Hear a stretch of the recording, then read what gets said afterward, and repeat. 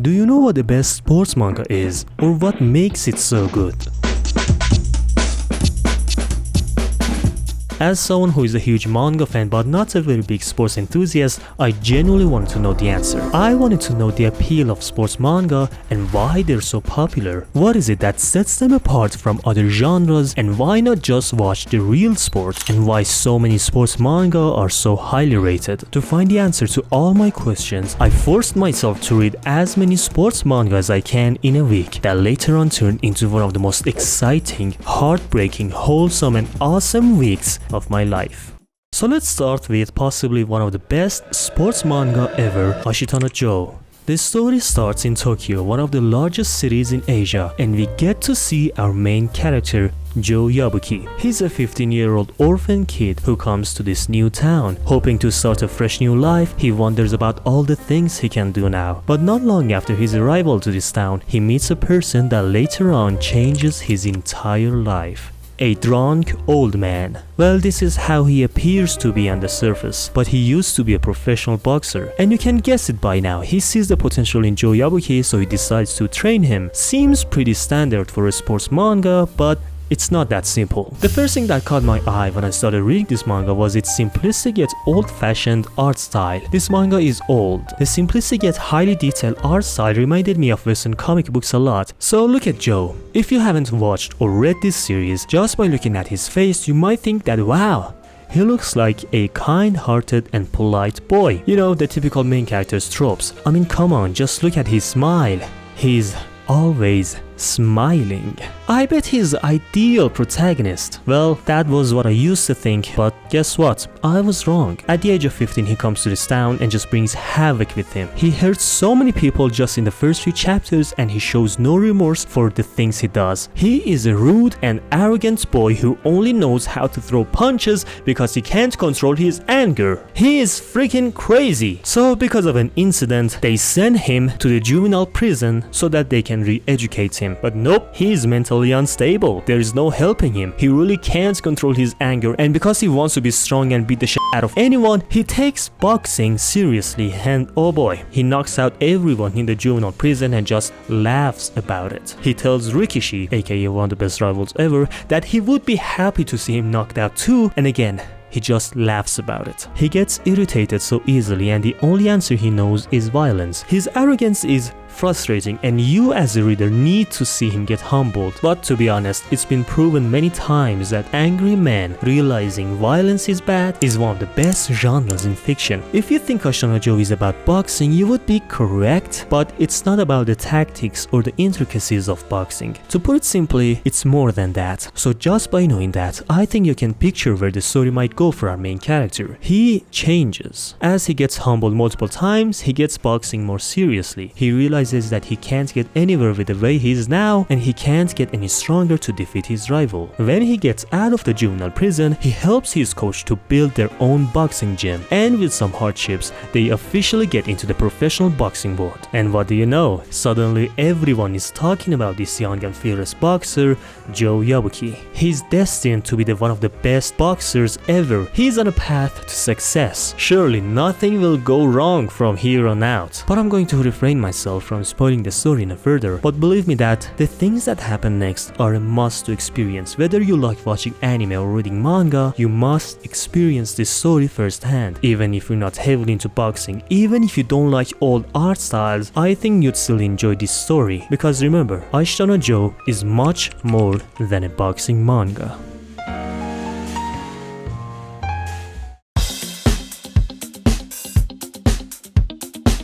I used to play football all the time when I was younger, and to be honest, I was good at it. It was so much fun. Some of the best moments of my life were the football matches I played. I loved it so much that I used to go to my local football field and play with others every single day. I was simply the happiest in those moments. Perhaps one of the reasons why I loved football so much was because of this anime that I used to watch when I was a kid. I'm talking about way back. I didn't even know what anime was back then, but I loved Captain Tsubasa. I even used to play its game on PlayStation 1, but overall, I loved football. So you can imagine that just like many other kids my age, pursuing football was My dream. I wanted to be a professional football player, but my dreams got crushed just like many other kids my age, because I couldn't join this C-grade football team because of my ethnicity. So when I faced this cringe discrimination, I just fell out of love for football. I didn't touch the soccer ball ever again, but then World Cup 2022 happened, and the joy of watching football made me want to watch it more.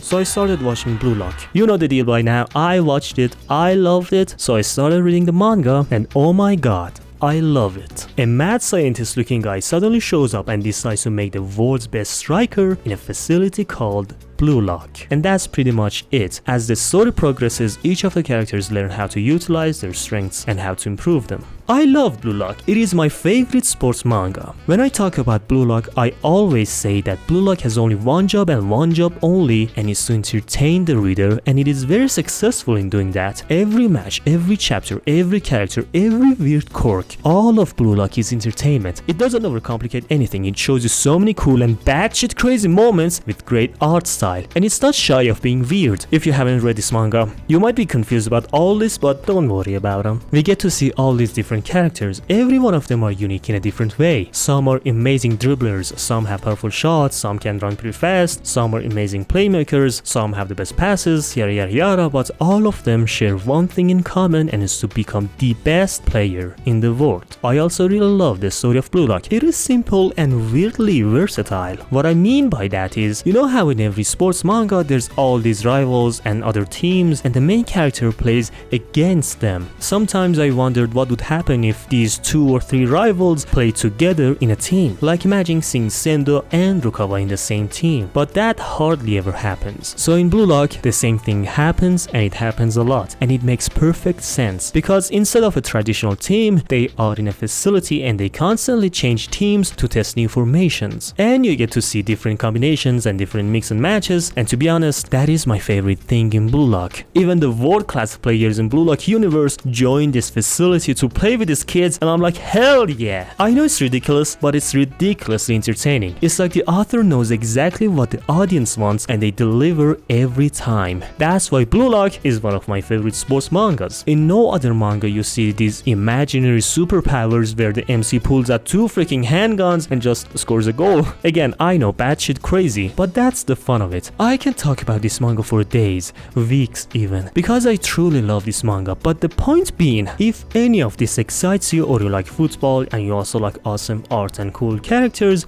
give Blue Lock a read. You'll love it.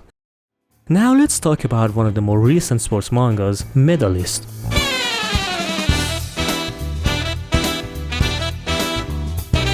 I've seen this manga's cover like everywhere. It got really popular, and it is about a sport that I didn't know anything about, and just let me make it as short and easy to understand as possible. I loved the very first chapter. The story is about Tsukasa and this little girl. Tsukasa used to be a skater with big ambitions, but unfortunately he didn't make it. He stopped chasing his dreams, and he doesn't really seem happy about his life. But one day he finds this little girl who is extremely passionate about figure skating. Even though she looks really talented, she doesn't even have her own ice skating shoes. And that's because her mom is against ice skating and thinks this little girl has no talent at all because her old sister didn't make it with ice skating, which is really dumb, and I hate that logic. But when Tsukasa finds out about this, he tells the mom to at least let her take the entry-level test. The little girl starts skating, and to mom's surprise, she nails the test. But the mom disagrees again. That is when I saw the moment that truly moved me. The little girl who never opposed her mom gathers all her courage to speak up for herself. She tells her mom that how much she loves ice skating and how it's the only thing she wants to do. Unfortunately, Tsukasa takes her side too. Now that he has seen the little girl's talents and love for the sport, he tries his best to convince her mom into letting her enter figure skating. Even though he failed at reaching his own goals because of his past, he doesn't want it to happen for this little girl who loves ice skating so much. Every time she goes on the rink, her face brightens up with the biggest smile, and you can really see the happiness in her eyes. The little girl who always looks gloomy and really sad whenever she's told she can't pursue ice skating turns turns into the brightest ray of happiness, and in her eyes, Tsukasa sees a light of hope.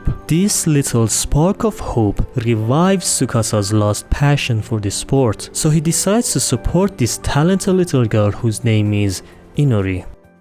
That was only the first chapter, and I almost cried while reading it. And seeing Tsukasa fully supporting and believing in Inori was such a beautiful scene that it went right into my favorite moments ever. So do not sleep on this manga. It's really wholesome and cute and beautiful, and it's just a perfect feel-good manga. I think it was around this part where I got tricked into reading a romance manga by Blue Box.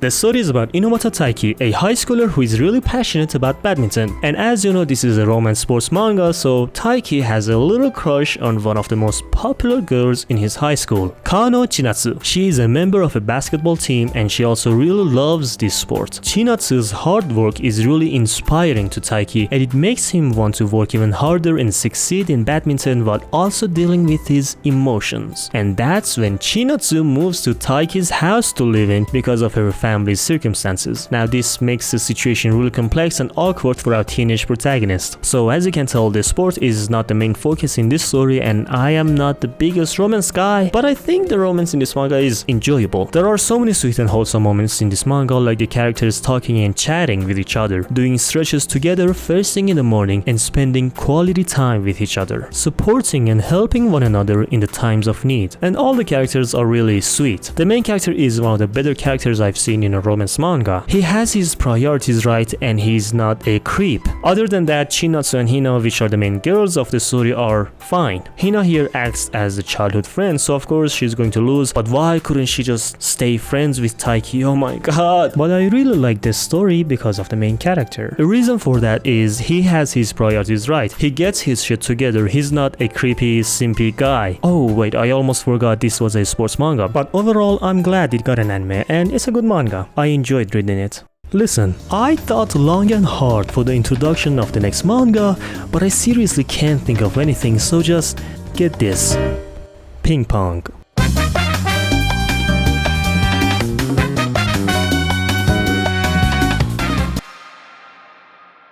It follows the story of two best friends in a small town. Hoshino is a loud and energetic kid who is a genius prodigy in ping pong, and people call him Peko. Sukimoto, on the other hand, is the polar opposite, as he's a shy and quiet kid. His nickname is Smile. During their high school years, they entered the ping pong tournament. That's the moment when they realize that the world is much bigger than their local ping pong gym. There's a Chinese player who came to Japan because he got kicked out of the team and he needs to prove himself. So in order to get the permission to even set foot in China again, he needs to conquer the Japanese ping pong field, and there's the unbeatable Kazama, who is considered as the best ping pong player in high schools. We see Peko, a boy who has never faced defeat in his entire life, as he always used to beat everyone easily without even practicing for a single day, and Sukimoto, who is, well, the most complicated character in the story. He wants to be left alone, he wants to go unnoticed, and he plays ping pong because he truly enjoys playing it, and that's the only moment when he smiles, playing ping pong with Peko. Writing a script for this manga is challenging, as this manga is not only about playing ping pong. The story can be perceived in many different ways, and abstract symbolisms can spark many different emotions in people. While the ping pong itself is seen in the background, the main focus of the story is the characters. All these characters influence one another through this sport. As all these characters keep on playing ping pong, they begin to discover themselves. The overconfident Chinese player Kong wants to get back to his homeland as soon as possible. He looks down on Japanese players because he truly thinks he's better than them. But not long after his arrival in Japan, he faces two strong players, and Kong's goal of going back home becomes somewhat unachievable. Kazama, who is currently the best player, is suffering from the pressure of his family and all the eyes on him. He is the face of his high school, which is the best high school in Japan that focuses on ping pong. All of the members of the team rely heavily on Kazama. He is constantly trying to be better and to maintain the top spot, not even knowing why he's playing ping pong because he doesn't even know himself.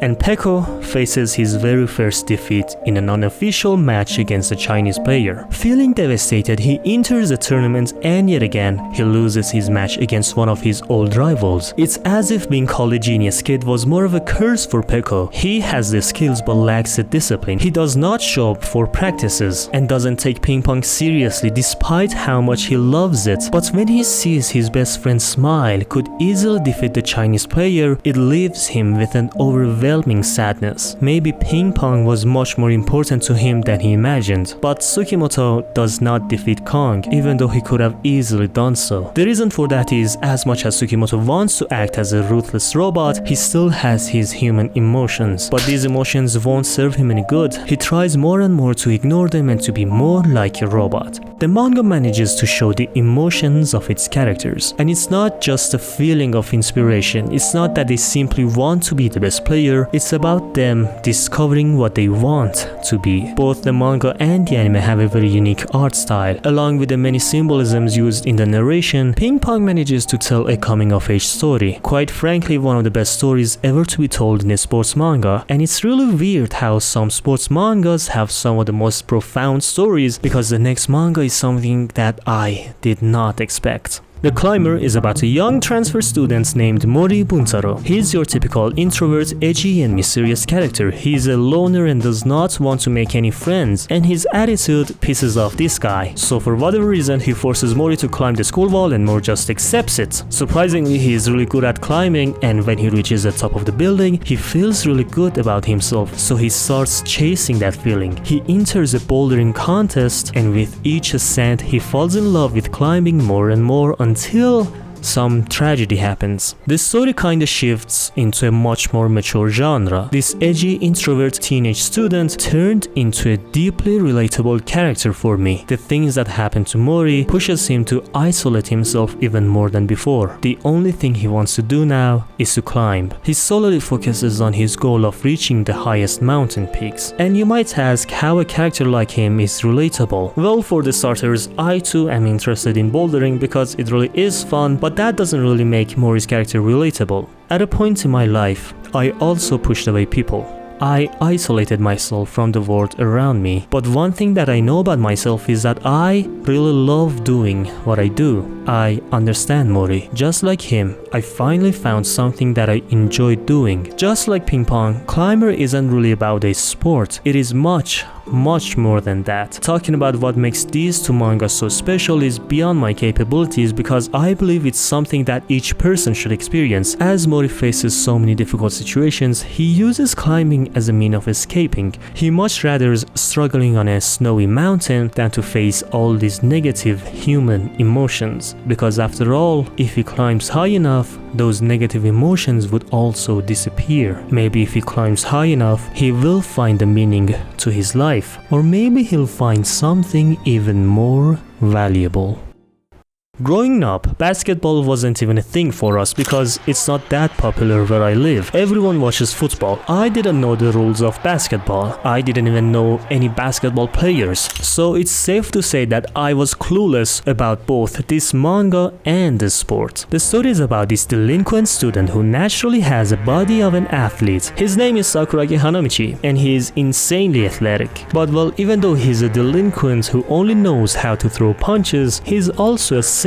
He desperately wants to be in a relationship, and well, luckily for him, a girl who is a basketball fan talks to him and asks him if he's a basketball player. And even though Hanamichi doesn't know jack shit about this sport, he lies and answers, "Yes, I am a basketball player," and thus he gets into the basketball club. That was roughly the beginning of the story, and to be honest, at first I couldn't understand the reason for all the hype. You know how typically the protagonists really like the sport they're playing? Well, not Hanamichi, because he didn't know what basketball is, and I didn't understand why this is one of the best sports mangas ever according to so many people. But it didn't take that long until it finally clicked for me. Sakuragi's journey in discovering basketball is very well written, but I actually can't pinpoint the exact chapter and exact panel where I started appreciating slam dunk.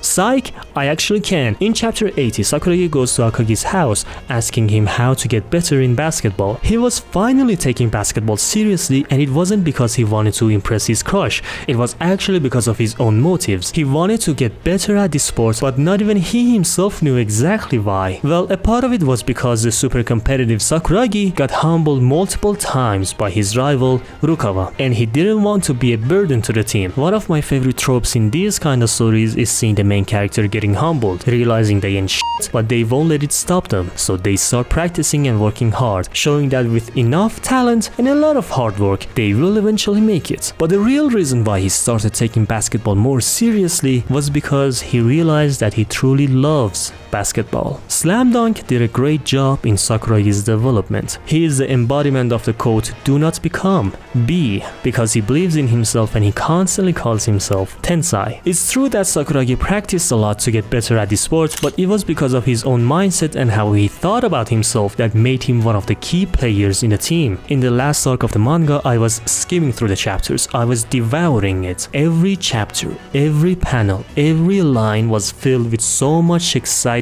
and thrill, I couldn't stop reading it. Because now Sakuragi takes the sport much more seriously. It matters a lot to him, so much so that he puts his health on the line. Something about Hanamichi makes me want to believe in myself, you know? Even with an injured back, Sakuragi plays his best game because the outcome of this match is far more important than ever before, and that made the last match really memorable, to the point that the panel that I saw at the end of it all became one of my all-time favorite panels in manga. I think sports manga are truly unique. Surely there are a lot of other rivalries in other genres as well, but something about sports make it feel more intimate and personal. We get to share the joy of victory with these characters, but even the feeling of defeat is something we can all relate to. And that's why these characters feel so human. Each of them has their own goals to reach, and they all have to endure the struggles along the way. And it's their love and passion that makes them be able to endure all of it. It was Sakuragi's love for basketball that made him endure his injured back. It was Joe's passion for boxing that made him set foot in the ring again. It was the excitement Peko felt while playing ping pong that made him forget about the pain in his knee. It's the dream of reaching the top that makes all the Blue Lock characters try their hardest. It's the emotions Inori feels that makes her collect worms only to be able to skate. It is their goal that makes them wake up every morning just to practice. It is their own way of expressing themselves and their way of feeling alive. I'm really glad to read all these different mangas. Maybe there's no single best manga in this vast sea of titles, but I finally understood the appeal of this genre. It is this pure form of love that makes sports manga so enjoyable. Hey, if you're still watching, I want to say thank you so much for sticking around. I really hope you enjoyed this video as much as I did making it. This one took a while for me to finish because first of all it had like so much reading, and second of all the editing was just... yeah. At first I wanted to read more manga. I wanted to read 30 manga. I know, that sounds crazy, because if this video gets any views, I can hear people say, but Armin, where is Haikyuu? Where is Kuroko no Basket? Where is this? Where is that? Listen, I'm gonna read them or watch them, so don't worry. But overall, I really enjoyed making this video, and I really hope you enjoyed watching this. And if you did, please consider subscribing to my channel, because almost like 99% of you aren't subscribed. So please. But anyways, thank you again, and as always, see you in the next one.